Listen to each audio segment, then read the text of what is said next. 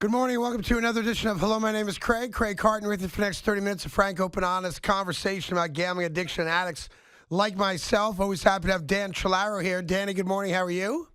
I'm great, Craig. I'm great. You done shoveling the snow, right? No, just getting started, actually. And we got another couple inches this week as well. And I think there's more snow in the forecast, too. So I appreciate you bringing that up. Also happy to have here from New Jersey, Mike, who's a previous guest a few years back on the show. Mike, good morning. Thanks for joining us again. How are you? Craig, Dan, thank you so much for having me again. For those that don't know your story, we won't do the entire story like we did last time, but let's just give people an idea of what you went through. How long has it been since your last wager? It has been over 13 years, so Wow. About 13 and a half years. Yeah. That's awesome, man. It's great. Yeah, it is. Yeah. So I was mainly a sports gambler back in the day. And it's just, luckily for me, through the process of recovery, I don't really fight the urge to gamble much these days, which maybe is a challenge in and of itself. But I've really moved on with my life, and it feels really good to not have that sort of grip over me. Sure. That I did when I was gambling. Plus, it's all consuming, like the mental energy, the attention to it, the worrying about it. It's all consuming. So, like I always say to Dan, one of the questions I ask a lot of people when they're early on in their recovery is, what hobby did you come up with, or interest did you have that replaced all that amount of mental energy we all took, on gambling? Now, not everybody fills that void, and that's a tough thing for a lot of people. For you, what was it? How did you find as you started your recovery? And we're going to tell people your whole story in a second. But what did you find was a good outlet for you to take up that brain space that you used to use on gambling? Well, in the beginning, it was really a lot of meetings, a lot of phone calls, a lot of just connecting with people in the program, initially, and then, just trying new stuff, exercise, just cooking and things that I never would have ever thought to do. Sure. I did. But eventually it became more about my work. I really kind of threw myself into my work.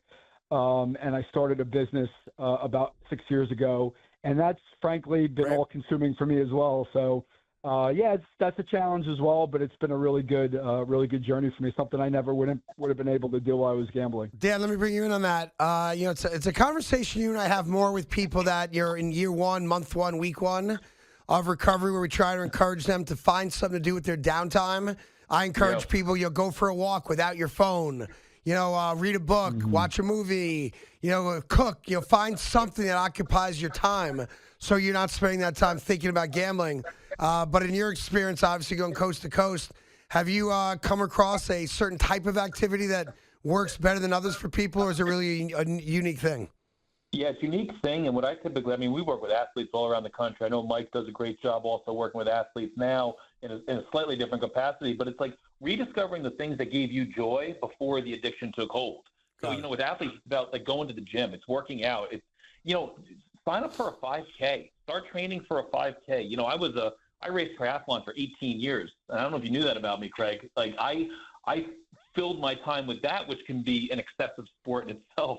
But find those things, because the brain connections don't disappear. They just get a little dusty, right? So it's rediscover the things that gave you joy and start like having goals, accomplish goals and tasks. It makes the brain feel good when we do that. Mike, give us an idea at the height of your sports gambling, what an average day looked like for you, or an average week. Well, they say, that the biggest thing that we lose while we're gambling is time. And that's, for me, it was the obsession of getting up, to go to work. And before work, I would be, handicapping. And while I was at work, I'd be looking at the internet and, thinking about what I'm going to bet. And then 5, 6 o'clock came when everybody was going home. I was like sort of burying myself in my office thinking about how do I get my bets in before 7 o'clock, right? Or on a weekend with, I had small children at the time when I came into recovery. I would get up at 5:30 on a Saturday or Sunday morning so that I could handicap games, so that I could do my fatherly duties at different points through the weekend.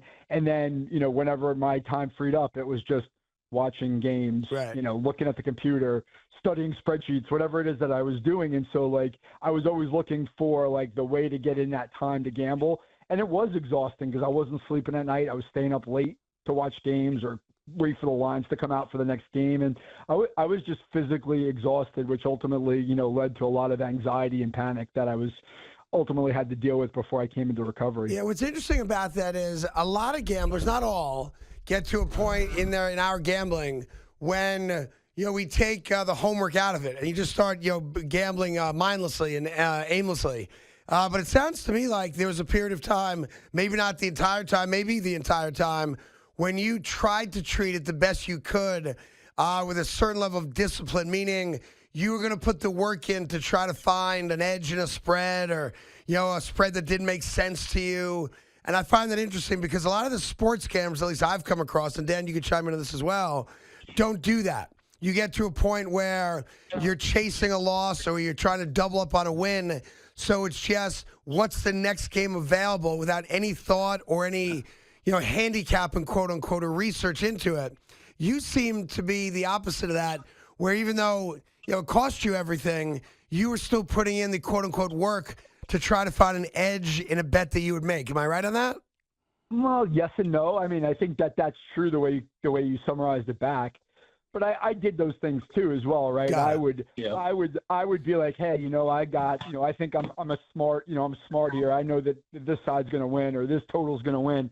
But then the first half of the game would go and it wouldn't go the way I wanted it to. So I was like, well, I'm convinced that my side's right, so I'm going to double down or I'm going to I'm going to like go in, and then then I would start betting stuff, and if I had a bad 1 o'clock or a bad 12 o'clock, I would start betting on stuff that I didn't handicap at all because I was trying to win my money back or I just wanted action. So I think it went both ways for me, but I loved the process because of what Dan said was right on the money, right? Like I always wanted to be involved in sports, and I didn't have a career in that line of work.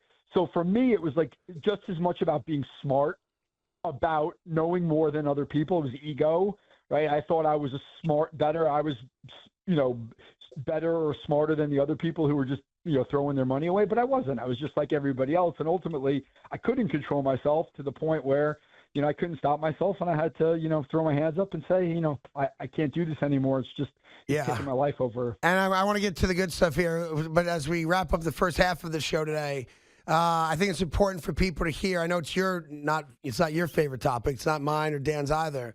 But for a lot of us, a spouse finds out what we're doing, a loved one finds out they were up to no good or checks a bank statement or the law catches up with us. What was your final day gambling and why was it your final day gambling? It's a great question. I actually was, and being that this is a New York area show, I was on vacation with my family at Long Beach Island in New Jersey. Mm-hmm. And leading up to the night before, actually, we were going down. Like I had basically ruined like the last 3 or 4 family vacations because I was gambling through the vacation, whether it was on baseball or horses or whatever. And, I kind of come to a point, there was a whole little bit of a backstory where I was like contemplating, like, am I going to stop doing this because my health was suffering and I was having some mental health stuff. But I just sort of was betting on a baseball game on a Friday night before I left for that vacation. And I told myself like, hey, I'm going to go for this next week and I'm not going to gamble. Like, I'm just going to do it for a week. I'm not going to ruin the vacation. I'm going to be there with my kids. They were little. They were like 2 and 4 years old at the time, or 3 and 1. And I'm just going to take a week off and I'm going to see how it goes. And I actually was able to do that. And we had a great time. I was totally present. I wasn't looking at my phone. We had so much fun. And then on the way back, we were living in New York City at the time. And on the way back, I said to my then wife, who's not my ex-wife, said, hey, let's go look at houses. So we were looking at houses in like the Red Bank area on the way back. And I just had this like overwhelming wash of guilt of like, how am I going to buy a house with this person when she has no idea the amount of money that I've been losing? Because she didn't, right? So I ultimately, on the tail end of that vacation, we got back to our home in the city, and I sat her down and I said, hey, this is what I'm doing. Like, I came clean. Wow. So it wasn't the law. Yeah, it wasn't the law. I didn't get caught. I mean, she knew I gambled, so don't get me wrong. Right. It wasn't like I was a closet gambler. Right. But she had no idea where I was, like, basically embezzling family funds to pay my bookmaker and do all the things that we do. And I sat her down and I told her the truth. And, like, that was one of the most paralyzing conversations I've ever had. And I'm sure she had because, I thought she would leave me, but I was just so racked with guilt. Like, I couldn't bring myself to go another day without telling her the truth. I was just like It was terrible. So I ended up telling her, and obviously it was a great decision, looking back Sure. on it 13 years later. But at the time, I wasn't sure which way it was going to go, Right. to be honest with you. Now, look, I know you've since gotten divorced, so are you guys amicable? Are the kids in a good place? Do you have a good relationship with the kids? Relationship with my children is great. Actually, my son's getting ready to go to college next Awesome. year. I'm taking him down to the University of Tennessee tomorrow, as a matter of fact. Wow. My daughter's in sophomore in high school, plays soccer, and she's looking to play soccer in college. So that's been really exciting for us. And yeah, I mean, my ex-wife and I are amicable, and we grew apart. I grew apart from her in recovery, and I don't have any regrets about that. It was not anybody's fault. It's been hard at times because as the kids get older, Sure. they've got their own lives, but I have no regrets about the way things went down. I have the ability to handle it. Now I certainly wouldn't have had it 15 years ago. Dan, look, I know you have kids. We talk about your son a lot. I have 4 kids as well. And it's just like when you just told that story, it warmed my heart that your kids are well, your kids are in a good place. It sounds like you have a very active, loving relationship with them, which says a lot about you and their resiliency as well. I know they were very young when you had your gambling issues, but I imagine they're aware of your past, or is that not the thing that you talk to them much about? So I debated for a long time when to clue them in. Interestingly enough, we were sitting down for dinner a few years ago. I was with them, just a normal night out, and I went out. I happened to go out, or I ran into a friend of mine who was actually in recovery in GA, who was a local guy who lived in the same town as we did when I was married to my ex-wife and where my kids live. And they're like, well, how do you know that guy? Because, I think they wanted my daughter to babysit for them or something. Like, how do you know him? And I just told them on the spot that I was like, yeah, I had a problem with gambling and I know him from my recovery program. They were probably like, maybe 3 or 4 years ago. So they were like early teens. And, it wasn't a big to do because they just don't know me that way. So Sure. like they kind of, I think they took them a second to process, and then we just moved on to the next part of the conversation. It was not a big deal. So like, it was very freeing for me to be able to tell them, I've had some experiences where, my son as a teenager has, got involved in gambling, at least, by my ex-wife's sort of, she's like alerted to me like, oh, he's playing cards with his friends and they're doing this and doing that. And I really tried not to overreact to that. It was a really hard thing for me to hear, but, I talked to him about it, and it's like, listen, it's his life. I have to, keep an eye on that, but, doesn't necessarily mean that he's going to be like me, and I can't punish him for my sins, which, that's a tough thing for a gambler in recovery, because I don't ever want to feel that guilt of responsibility that it's my fault. So that's a challenge, watching your son grow up who's into sports and those kinds of things. But for the most part, my kids are happy and healthy, and, recovery's been really good to me in that way. Let's take a quick break. We'll continue on. Hello, my name is Craig after this. Welcome back to Hello, my name is Craig. Happy to have Mike from New Jersey and, of course, Dan. I want to get to the stuff you do now in just 1 second, Mike. But, Dan, I didn't want to not give you an opportunity to talk about your family if you want to. Obviously, you can politely say no to that. But, we have these conversations. I have 4 kids. My youngest is 15.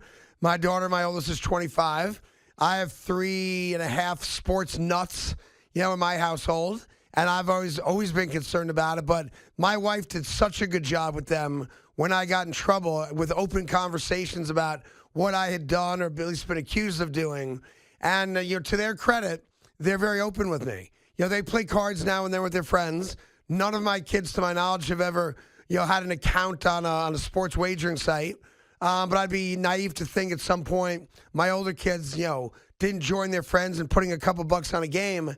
But I'm very proud of the fact that they're aware of my story and do not want to go down that path. So they stay away from it, maybe not 100%, although I know 2 of them have never done anything. The others, certainly play fantasy football, and there might be an entry fee, that type of thing, which I'm actually okay with. They're smart kids. They're aware of what their dad did. They're aware of what it cost our family. And I think, like you said, Mike, you can't legislate being a kid out of being a kid. It's like when our parents used to talk to us about, marijuana, or if you're old enough, drinking. And yet we made the same mistakes that our parents made before us. and you just have to make sure that, how big was the mistake and what'd you do when you got caught. And I wonder, Dan, I assume you've had similar conversations, yeah? And I'll say my ex-wife did a great job. When I was away serving my time, even when I was locked up in mental prison, Craig, before we were locked up in physical prison, we were locked up in a mental prison, let's be honest. And it was hard. We weren't there. We were there, but not there. Yep. And I think about the journey that all three of us have been on. I mean, it provides conversation. I mean, the kids are looking at it through a different lens because we're having conversation. It's shameful when we're going through it. It's embarrassing. There's all kinds of feelings and emotion. But at the end of the day, they're now they're understanding risk and protective factors. They're understanding that it's all around us. We're having open dialogue about it. It's not in the closet. It's not dark. It's not hidden. Hey, be careful. And the way that I want my kids to approach it and how I encourage athletes and college kids around the country, explore your relationship with gambling. For me, life is all about relationships. And you have to understand what a healthy relationship with something looks like and what unhealthy looks like. And if we don't talk about it, how can you make that assessment? So having conversation and looking at it as a relationship and then making good informed decisions. Yeah, well said. Mike, what are you doing today? Give people an idea of how positive your life is and what you've decided to do with it.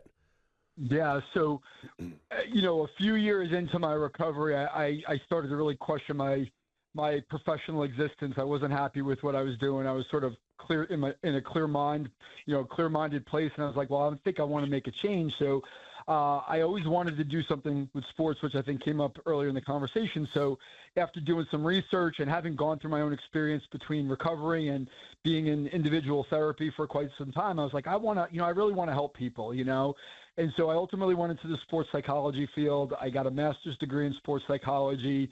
I started a private practice, a business where I work with young athletes, mostly high school and college age athletes on the mental side of their sport, just helping them through the pressure and transitions and some of the stuff that they deal with. And so I've been doing that for the last 6 years, and it's really a labor of love. It's one of the, I'm just so happy that I chose it. Yeah, it's just a wonderful thing to be able to be involved in sports in such a positive way, helping people through not only their athletic challenges, but just sort of some of the things they go through in life, that maybe they can't get from the other people around them. So I just take a lot of pride in the work that I do. Yeah, you should. I'm proud of you. And you may not hear that enough, but turning your life around and then doing what's obviously a labor of love for you and working with young people is one of the greatest callings you could have. And to also use your story to pay it forward to help others.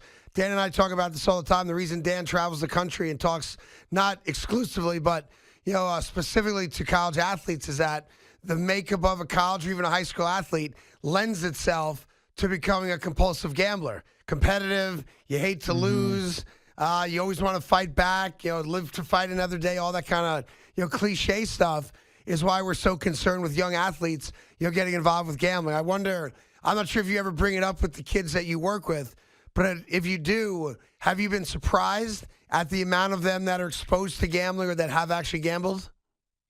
It doesn't come up all that much, but I have had specifically with college, high school, but college athletes, college baseball players actually really specifically play a lot of poker, play a lot of cards. We're playing in the dorm, we're playing on the bus, we're playing on the road. And I've never had somebody sort of express to me that they have a problem, or I've never even thought maybe this is something I need to intervene on.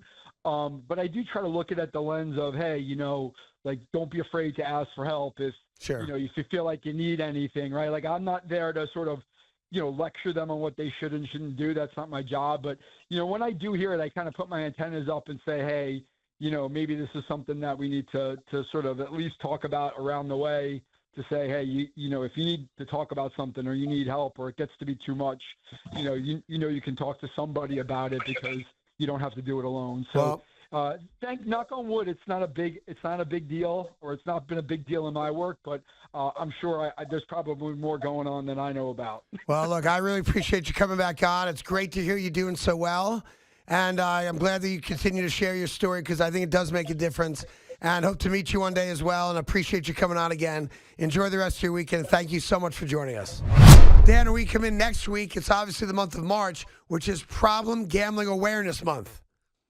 Yeah, March is nationally recognized as, Problem Gambling Awareness Month, as you mentioned, and it's important that we highlight people's relationships with gambling. The reason we have responsible gambling programs is so people don't develop a problematic relationship with it. And it's highlighting, hey, if you do already have the problem, here's the resources, here's the support, and it's important that people know where to go because, Craig, what we consistently know is that even though we travel the country and you do a lot of work, I do a lot of work, we have guests come on, there's still a lack of knowledge and understanding that there's actually resources out there for people. Yeah. And they feel as if they have to suffer and they have to do it alone. And that's just not the case.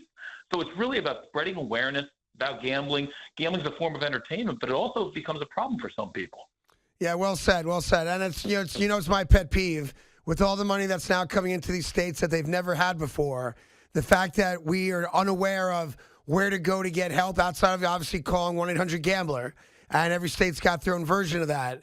It's sad to me that right now I think, as we've discussed before, maybe there's only 3, 4, 5 gambling specific therapy, inpatient therapy places in this country. There are other rehab centers that are starting to offer some gambling programs, but from a standpoint of now hundreds of thousands, if not millions of people are now going to present with some level of gambling disorder.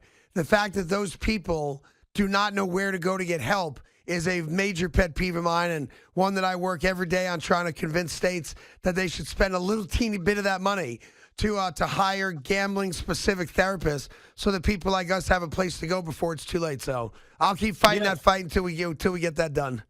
Yeah, and for the loved ones too, because Craig, you and I both know that the loved ones, the people who support's vital for recovery. Yep. And it's the people that we push away are the closest ones, so they need support as well. That's why I'm a much bigger Gamma-Non guy than GA guy. And Gamma-Non is basically Gamblers Anonymous for family members and loved ones of gamblers. And I can tell you that is one of the greatest rooms and support groups that anybody could ever go to. It's free, obviously. So if you do have a loved one and you're trying to get a better understanding of what they're doing, what they're putting you through, and you're new to this, it is one of the great support groups in this country. Just go online and find a Gamma-Non, A-N-O-N, meeting near you. I'm not the biggest GA guy. I've talked about that before. I respect the fact that it's helped millions of people, but Gamma-Non is money good. And hopefully if you have a loved one that's gambling and it's driving you crazy, that's a great place to talk to other people like you who've experienced a loved one that's in a bad place. So always good talking to you. We'll hit March running next week, and appreciate everybody listening. That's Dan Trelauer, everybody, who's done a great job in our 6th year of hosting Hello, My Name is Craig. Enjoy the rest of your programming right here on WFAN.